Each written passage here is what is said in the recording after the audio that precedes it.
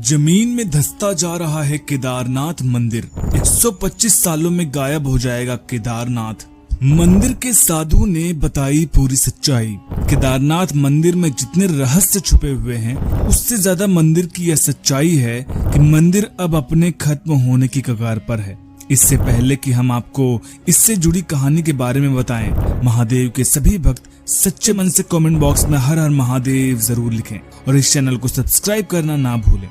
हर साल बाबा केदारनाथ के दर्शन करने लाखों की भीड़ इकट्ठा होती है। इस भीड़ में कई लोग अपने जीवन से मुक्ति भी पा लेते हैं। केदारनाथ धाम में बाढ़ तूफान आना एक आम बात हो गई है, लेकिन इन सभी के बीच केदारनाथ धाम की खूबसूरती नकारी नहीं जा सकती। लेकिन अब केदारनाथ धाम धीरे धीरे अपने पतन की ओर बढ़ रहा है। जिस प्रकार धरती पर बनी हर एक चीज का नाश होता है, उसी प्रकार केदारनाथ धाम भी अब नष्ट होता जा रहा है और इसके दोषी भी हम ही हैं। ऐसा हम नहीं कह रहे हैं, बल्कि खुद केदारनाथ धाम के एक साधु ने यह बात कही है। आज की घटना सुरेश नाम के एक व्यक्ति की है। सुरेश अपनी जाति से दलित वर्ग का व्यक्ति है। उसके घर में उसके पिता, उसकी माँ, उसकी पत्नी है। सुरेश भले ही दलित वर्ग का व्यक्ति हो, लेकिन महादेव का बहुत बड़ा भक्त था। उसके पूरे परिवार में वह इकलौता लड़का था जो दिन रात महादेव की आराधना में रहता।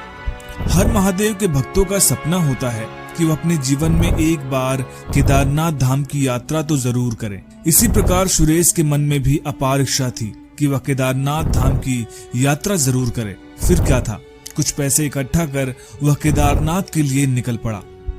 सुरेश काफी खुश था कि वह केदारनाथ जा रहा है। उसके मन के किसी कोने में केदारनाथ में बस जाने की इच्छा भी भरपूर थी, लेकिन वह अपनी पत्नी, अपने पिता और माता की वजह से अपने इस इच्छा को पूर्ण नहीं कर सकता था। मेरे बाद उनका क्या होगा, यह सोचकर उसने कभी भी अपनी इस इच्छा को किसी के साथ साझा नहीं किया। केदारनाथ पहुंचकर सुरेश बहुत खुश था। वहां का सकारात्मक वातावरण उसे केदारनाथ में बस जाने के लिए प्रेरित करता था, लेकिन उसे यह बात मालूम थी कि वह ऐसा नहीं कर सकता है।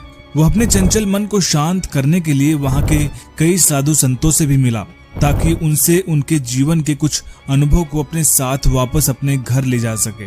महादेव के दर्शन कर वह मंदिर से निकल पड़ा। कुछ दूरी पर ही एक पेड़ के नीचे एक साधु विराजमान थे।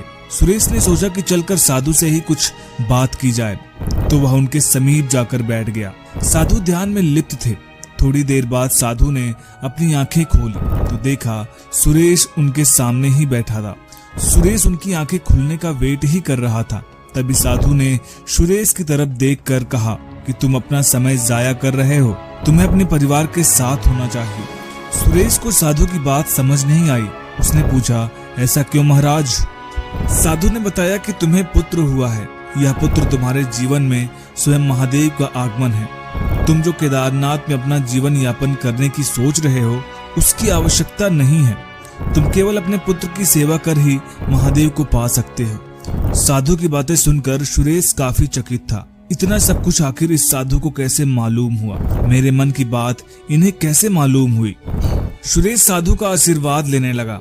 तभी बातों बातों में साधु ने बताया कि अब बहुत ही जल्द केदारनाथ गायब होने वाला है, तो यदि तुम केदारनाथ की इस पावन धरती पर आ पाए हो तो यह भी सौभाग्य की बात है।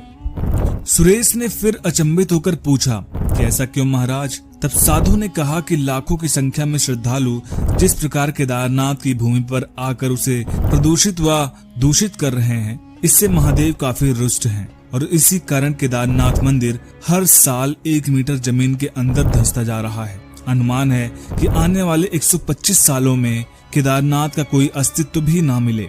यह सुनकर सुरेश और भी चकित रह गया। महाराज का आशीर्वाद लेकर सुरेश अपने घर को लौट गया और अपने बेटे के साथ सुखमय जीवन बिताने लगा। सुरेश का केदारनाथ जाकर साधु से मिलने और साधु की इस भविष्यवाणी के 2 साल बाद ही 2013 में केदारनाथ में प्रलय आ गया था। पूरी केदारनाथ धरती मंदाकिनी के प्रकोप में आ गई थी।